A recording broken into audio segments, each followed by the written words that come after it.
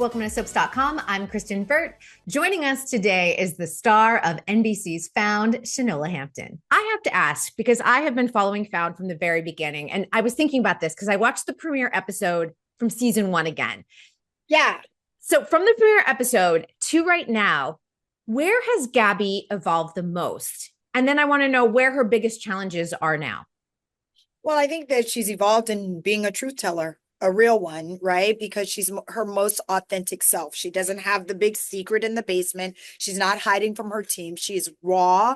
She is fresh out of her cloud from when her father died. She's now in a place where she just wants to do her penance and pay for what she's done because she is her most authentic raw self right now, and she's just sorry and has such regret for putting her team through this and for keeping the secret. So that's, I think, the evolution, which some could see as taking steps back, but for me, when you're living this human life, which we all are in this human experience, to be able to have, this is who I am, this is what I've done, now do with it what you will, is kind of a beautiful evolution.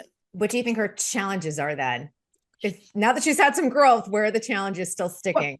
Well, the challenges are the dynamics have changed. She is not revered as this holy, can do no wrong person. So to be looked at that way and to see that they no longer are looking at her that way, and to know that she really in some ways didn't deserve to, right? No one should be put up on this kind of a pedestal. So the challenges are rebuilding her relationships with each of Mosely and Associates, as well as the challenge of finding Sir, as well as the challenge of going to jail, as well as the challenge from healing from her father's death, as well as the of trying to figure when it's going to be the right time for her to actually invest in a love. Right now, she doesn't deserve that, and it's too much baggage. So the challenge is, the list goes on. It's never ending. Well, here's what I want to know too, because I think one of my favorite aspects of Gabi, which makes her such a unique and complex character, is that there's such a gray area with her moral compass. Like, her ethical dilemmas oftentimes walk a fine line, but as a viewer, I'm always rooting for her. How, as an actress, do you strike that balance? Because you need to have a little bit of villainous, but a little bit of humanity. I think that one of the things that we do is we try to, as actors, not judge our characters, right? And the choices that they make. And instead of the judgment, we try to come up with what would bring any human being to this place. And for me as an actor, I say, Gabi will do anything to make sure what happened to her never happens to another human being, that everyone deserves to be found. And whatever that means, however she goes about finding them, it's by any means necessary and in a real way. And so, of course, that moral compass in that way, as far as finding the missing, can be questioned. Personally, when no one knows, I call it OEM, over the edge moments, when you have something in your life and you just go black, right? And you had no control. When she made this moral decision to take her kidnapper because she felt so hurt by missing the time with her dad who just passed away, it was grief-stricken and pain, and she wasn't thinking clearly and all of those things. So I don't think she tries to justify it to make it a moral decision.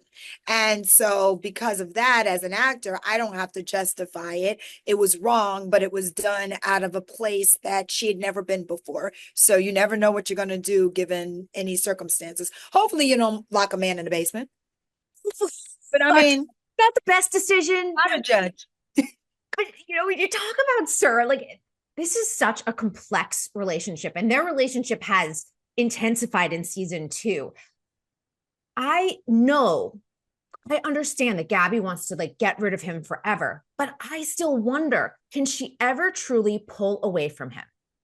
I still wonder that too. I think that people get embedded in you. I think that when you look at relationships that go on too long, or someone who has really groomed Gabi, that's what Sir initially did, right?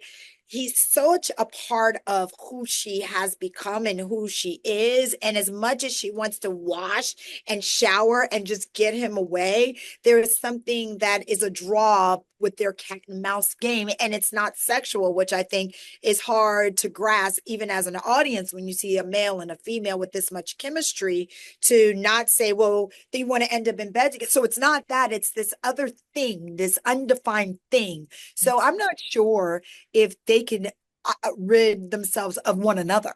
I'm not sure. Ooh. I know, and I always want to heal Gabi's inner child. You know, because I understand she went through so much trauma, and the grooming and the PTSD is the pull with Sir quite a bit. Like, how do you let go? And but at the same time, I just want to go and hug that little girl. Yeah. And even what I think is beautiful about our show is we get to show the flashbacks and how even as a young girl, she was so responsible for Lacey, Bella's growth and healing. And there was no real attention to herself, right? It was being there for Bella, being there for Gina, always a giver. And so with that comes, when you give that much, it's hard to take anything for yourself, and it's hard to go through your own process of healing.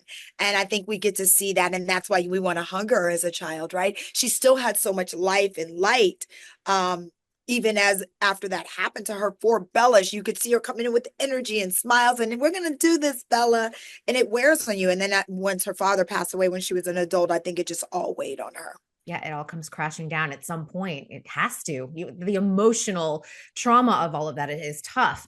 How about Margaret and Gabi? To me, might even be more complex to me than Sir and Gabi, just because they're on the same side. But that issue of trust, the complexity of Jamie still being missing, that mother's guilt. I really have been captivated by that storyline this season.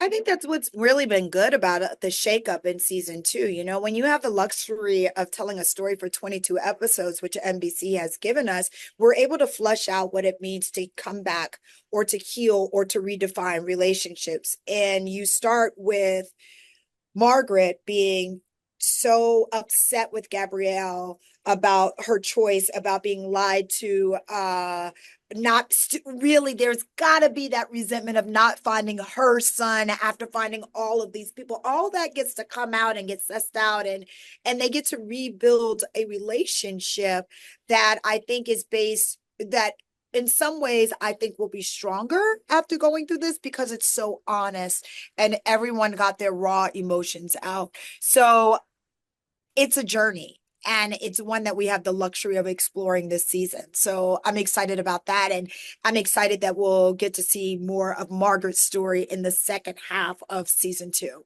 Yeah, looking forward to that. You know, as someone who does follow true crime quite a bit, especially I feel like TikTok has a whole like true crime algorithm. Um, have you heard if Found has made an impact on bringing attention to the missing from people who come from those underserved communities? Well, you know what I have, and we still, I don't want to by any means, oh, the gap, the discrepancy is still quite large from getting the attention. But what I have noticed is that people understand that more. And you will see even TikTok, social media, we have this platform now where things can get out and circulate quickly. And you will see now more people posting in communities that someone is missing, and that kind of taking on its own viral life. The media, we still got a ways to go, I think. Yeah. But as far as social media, I think we've definitely been able to see a difference. Whether that's from Found or not, I can't say, but I know it's happened since we've been on the air. I love that though. I mean, there has to be, even if there's not like a direct line, I feel like the more awareness there is, the better it is for someone who's been missing a loved one for a decade or even just a few months. That is so crucial because time is of the essence. Absolutely, absolutely. And to really bring home the fact that every missing person deserves to be found, whether they are homeless, whether they are black or brown, like everyone deserves that media attention, because everyone is somebody's child or uncle or aunt or sister or brother or best friend. Everyone has someone that loves them. Such an important message. I would be remiss as someone who is a huge Shameless fan, watched every single season.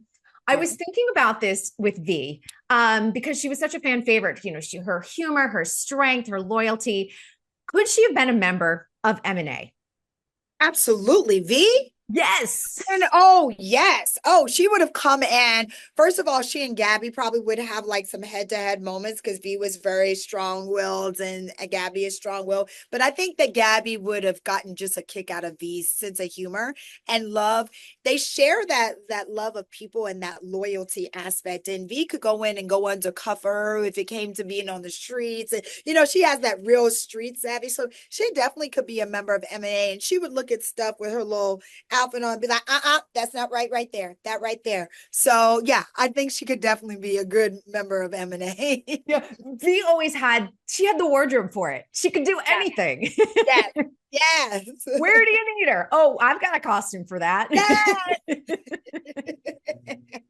Well, it was such a delight to interview you. I've been a huge fan of your work for so long. So congratulations on Found. It really is some fantastic work.